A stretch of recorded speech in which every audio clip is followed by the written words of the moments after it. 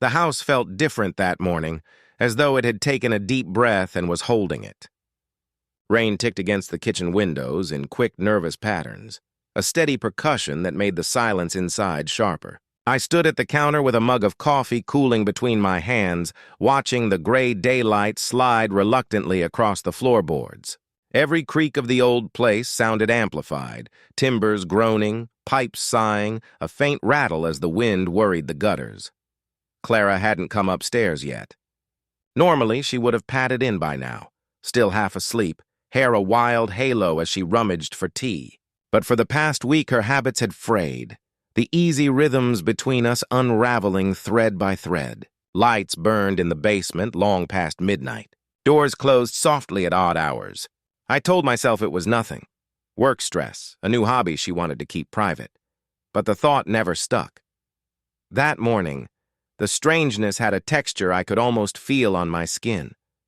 A metallic tang drifted faintly through the air, like a struck coin or the scent of rain before lightning.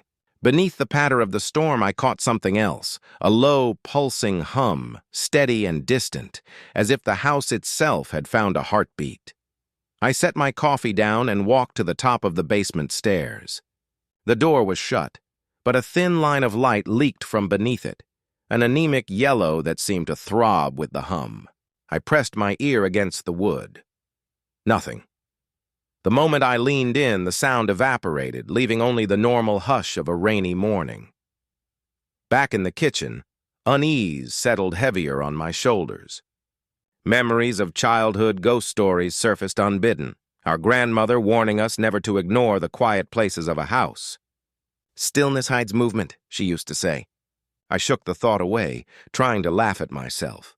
Clara was probably tinkering with a project, something mechanical or artistic, and I was letting the weather get to me. The clock above the stove clicked from 8:14 to 8:15. The sound startled me more than it should have. I poured fresh coffee, though I hadn't finished the first cup, the small motion a way to anchor my nerves. Steam curled upward, carrying the faint scent of roasted beans and comfort, but it didn't help. The house remained expectant, as if waiting for a cue. Then came the footsteps. Slow and deliberate, one after the other, each tread soft but distinct against the basement stairs. My breath caught. They didn't match the light, hurried rhythm of someone simply coming up for breakfast. These steps had purpose. I turned toward the door just as the knob began to turn. The creak of the hinges sliced through the room, and a slice of pale light widened across the kitchen floor. That was the moment I knew something more than a rainy morning was about to spill into our quiet house, because Clara never came upstairs like that. The basement door eased open with a slow, deliberate motion, as if Clara were testing the air on the other side. A cool draft slid into the kitchen, carrying with it a faint scent of damp stone and something sharper, ozone, almost metallic like the edge of a thunderstorm.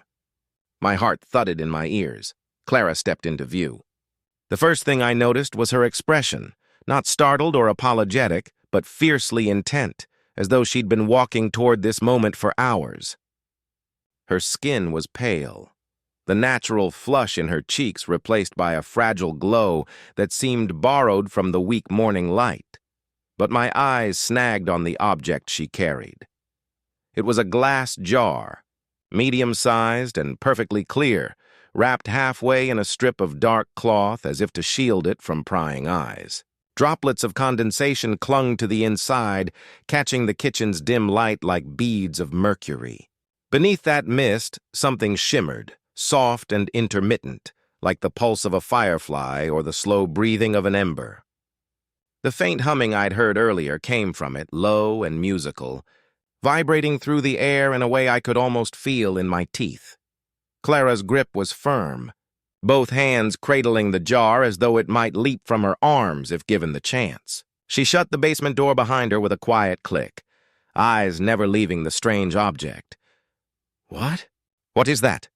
My voice was barely more than a whisper, but in the still kitchen it sounded loud enough to startle me. She didn't answer at first. Instead, she crossed the room with careful, measured steps. The storm outside punctuated her silence, rain pelting the windows, wind pressing against the siding. When she finally stopped in front of me, she set the jar on the counter with a gentleness that felt ceremonial. "I had to do it before it faded," she said, almost to herself. Her voice trembled, though not from fear. "Excitement, maybe, reverence. Before what faded?" I asked, my gaze fixed on the jar's faint inner glow.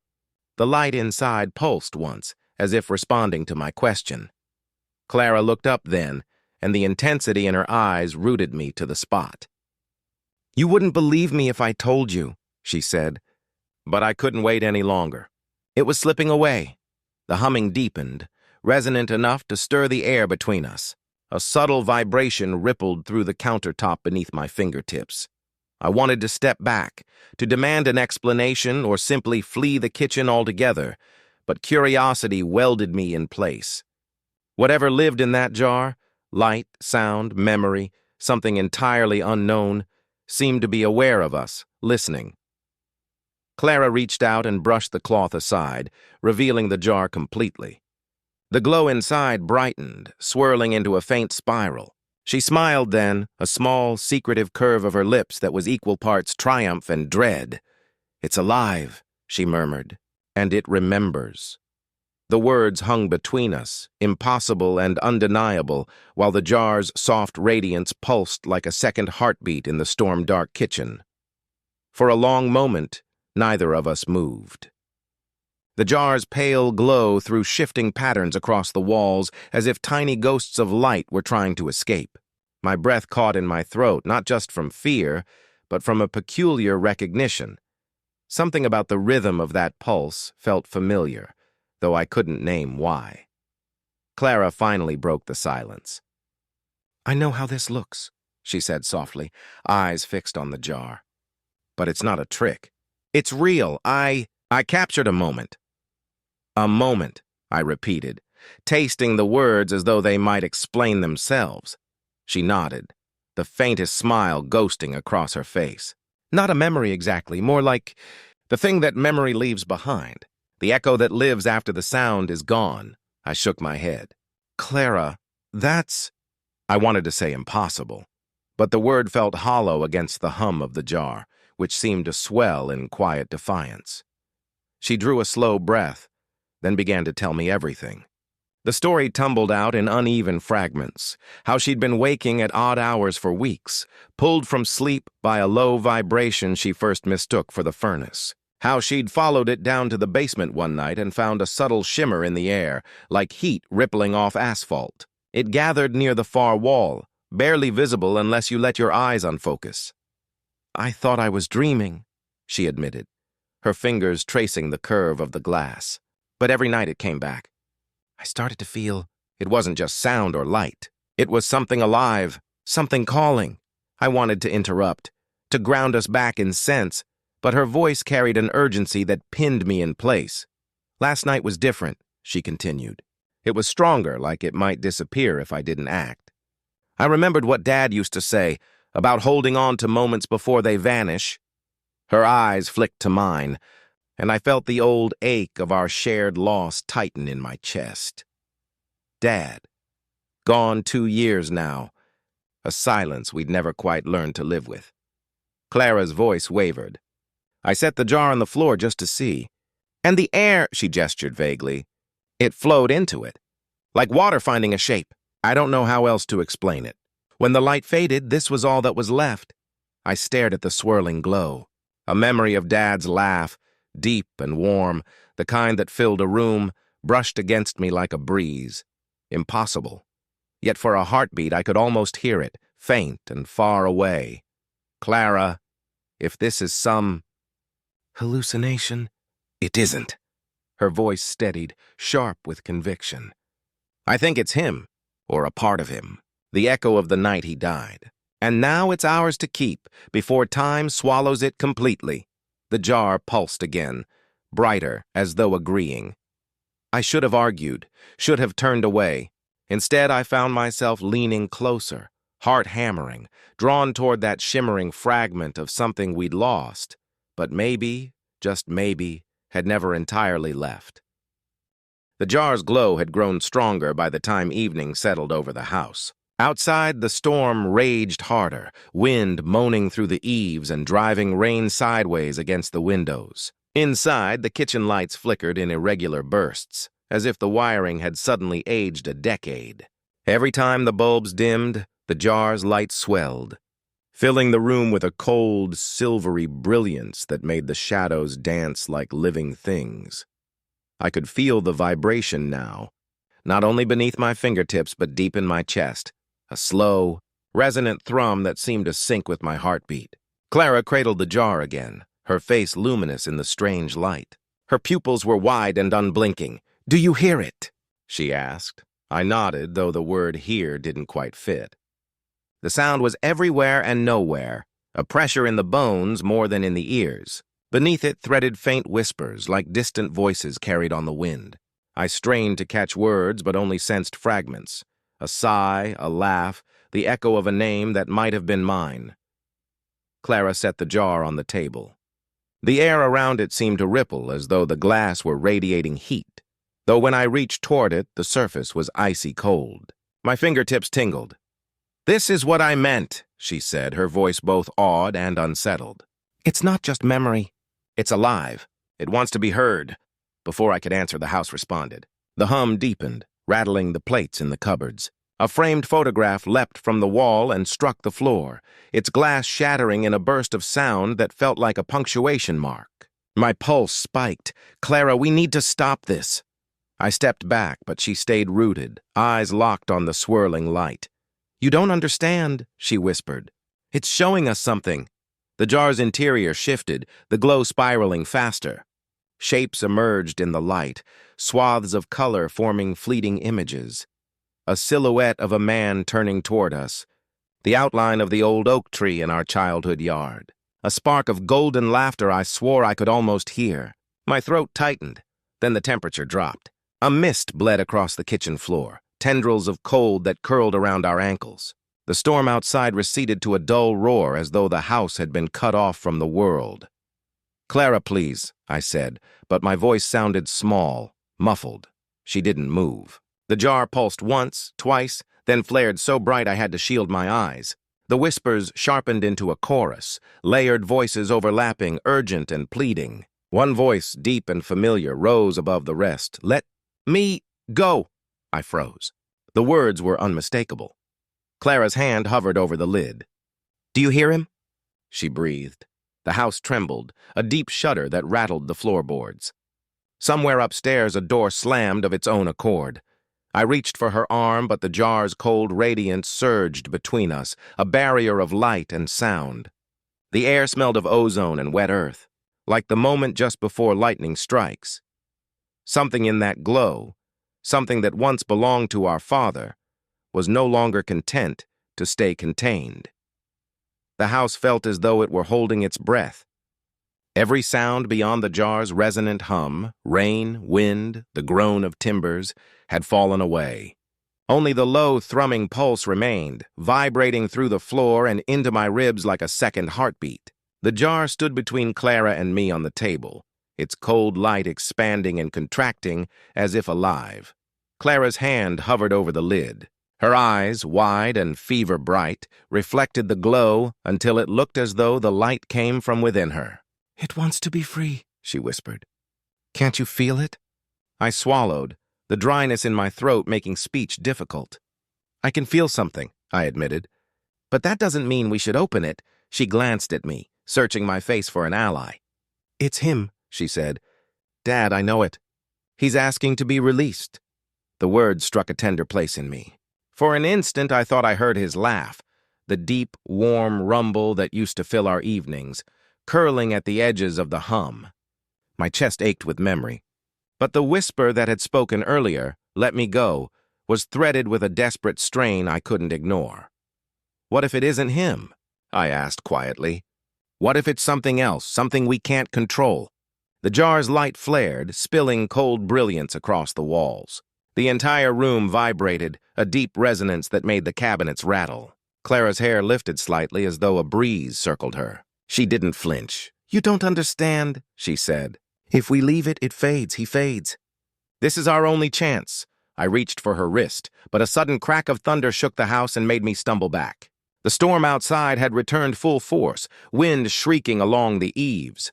The jar pulsed brighter, its glow almost blinding. The whispers sharpened into something clearer now, overlapping voices, some urgent, some pleading. Among them, our father's tone rose again, distinct and aching. "Please." Clara's fingers tightened on the lid. "He's begging," she said, tears streaking her pale cheeks. "We can't just leave him trapped." A surge of conflicting impulses twisted inside me. Grief, longing, a primal fear of what might be set loose. I imagined the jar opening and the house filling with, what? Spirit storm emptiness? I imagined Clara's face if I refused her. The hum climbed to a near painful pitch. The kitchen lights flickered violently, then died, leaving only the jar's radiance. Shadows leapt across the walls in frantic shapes. I forced my voice through the trembling air. "Clara, think. Maybe letting go means letting go of us, too. Maybe that's what he's asking." She hesitated. The glow steadied, waiting. Outside, a single knock echoed from the front door, 3 slow raps that somehow cut through the storm. Clara and I both startled. The timing was too precise, too deliberate, as if the house itself demanded a decision. Her gaze met mine, eyes shimmering with fear and hope. "Together," she whispered. "Whatever happens, we choose together." The jar pulsed once more, bright enough to paint the room in silver daylight as our hands moved, slowly, inexorably, toward the lid. The moment our hands touched the lid, the world seemed to stop. The jar's cold glass vibrated like a struck bell, and a surge of energy shivered through my fingertips, sharp enough to steal my breath. Clara's grip tightened on mine. For a heartbeat, we hesitated. Then, as if guided by the same unseen force, we twisted. The lid released with a soft pop. No louder than a sigh, light exploded upward, pure and colorless, unfurling like a banner of mist. It rose to the ceiling and spilled outward, bathing the kitchen in a silver glow that erased every shadow. The hum that had haunted us deepened into a resonant chord, layered and complex. The sound of 1,000 heartbeats overlapping. Within that radiance, a figure began to form, shifting, incomplete, yet unmistakable. Shoulders broad, the curve of a familiar jaw, the glint of kind eyes I hadn't seen in years. "Dad," Clara breathed, the word breaking into a sob. The shape wavered, a silhouette woven of starlight. When it turned its head, I felt rather than heard the greeting, a warm pressure against my chest, like a remembered embrace. For an instant, the kitchen smelled of cedar and coffee, the scent of childhood mornings. I wanted to step forward, to touch him, but the light pulsed gently, a subtle refusal. His presence was tender but resolute, like the closing of a door, a voice, soft, layered. Unmistakably his slipped through the resonance, "Let go." Clara shook her head, tears glittering in the silver glow. "Stay," she whispered. "Please stay." The figure's outline flickered, then steadied. Another ripple of sound. "You already carry me." The words settled inside me like a key turning in a long-locked door. Memories rushed in, not just the happy ones, but every moment we had feared would be lost. They were all there, living and whole, not trapped in glass, but woven into us. The light began to contract, folding inward like a tide pulling back to sea. Clara reached out, her fingers grazing the shimmering air, but the figure only inclined its head in a gesture of infinite gentleness. Then, with a final flare, it dissolved into a soft rain of sparks that drifted toward the floor and vanished. Silence followed. The jar stood empty, cool and ordinary on the table, as if nothing extraordinary had ever lived inside it. The storm outside had passed. The house exhaled in a long, quiet creak. Clara lowered her hand slowly. Her eyes met mine, wide and shining, a fragile mixture of grief and peace. "Did we lose him again?" she asked. I shook my head. "No, we set him free." For a while, we just stood there, listening to the deep stillness, the kind that comes only after a truth has been spoken. The air smelled faintly of cedar and rain, a final echo of his presence. When we finally moved, it was without words. We left the jar on the table, no longer glowing, no longer humming, just a vessel that had carried a moment and returned it to the world. Outside, the clouds broke. A pale morning light spilled across the kitchen, warm and steady, as if the house itself had learned to breathe again.